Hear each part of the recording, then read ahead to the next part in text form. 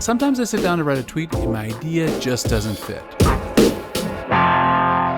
Wish there were a way to take my ideas beyond 140. I've got it.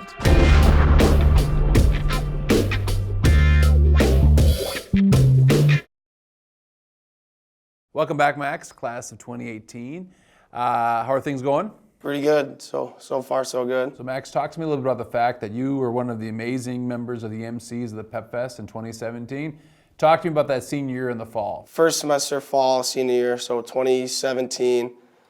Just wrapped up summer and we get to school, and the first 2 weeks of school are so much fun because it's just leading up to Pep Fest and homecoming and all the football games, and that was a blast. And I was healthy then, and then the week after Pep Fest, I flew out to Bozeman to tour Montana State, and I kind of started getting a cough. I'm like, oh, this will go away in a few days. And then for the next month, I was coughing every day.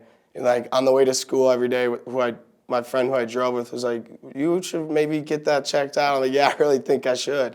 Max, one of the things I didn't know during that time is that you were really struggling with your cystic fibrosis and almost ended up in the hospital, and you were committed to being here at school. Tell me a little bit about that experience. I went to the doctor and they're like, your lung function's not where it should be at all. You need to get that up or we'll have to go a little deeper and you might have to go to the hospital. I did my treatments, my vest and neb therapy 2 to 3 times a day, before school, right after school, and usually before bed.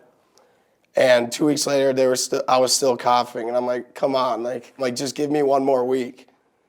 And they're like, all right, but we'll see you in a week, and if you're the same as you are now, then we're gonna have to admit you. And I'm like, okay, deal. So that week, I did what I could. I did my treatments every morning, right after school, and then before I went to bed, 3 times a day for the next week. I was exercising. We were just getting into hockey again. And then I went back to her a week later, and then it went well. My lung function was, I don't remember what it was. I know it was somewhere in the 90s, but it was high 70s, which for me is very poor. I don't like those numbers.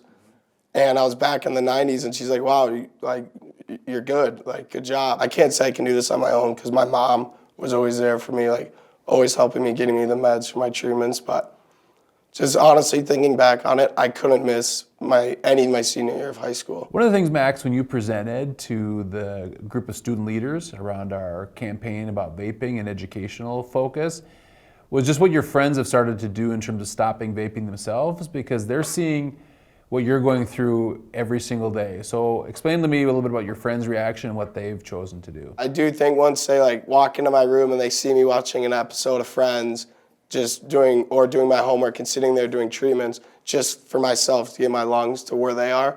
And if they are just sitting there with a jewel in their hands, you're like, what am I doing? If Max has to do this, why am I trying to go down when he's trying to go up and he doesn't have a choice to do it when I do? And I think they've all really started to notice that, and it's pretty cool to watch. Max, explain for us a little bit about your daily routine with cystic fibrosis.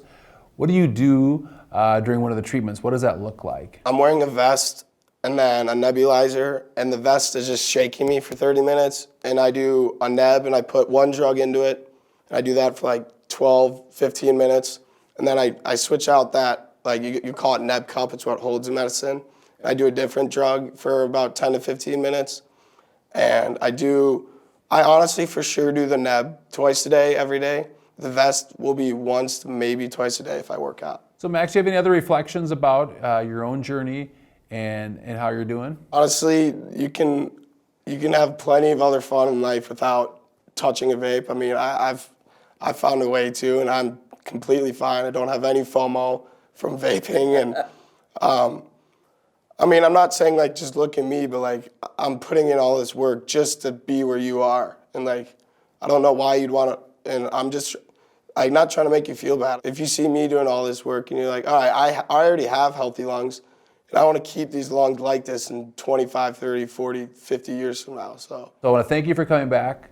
I want to thank you for your honesty and just simply sharing your story and how it can impact the students at Minnetonka High School. You were an amazing member of your class and a strong leader, and thanks for everything you've done.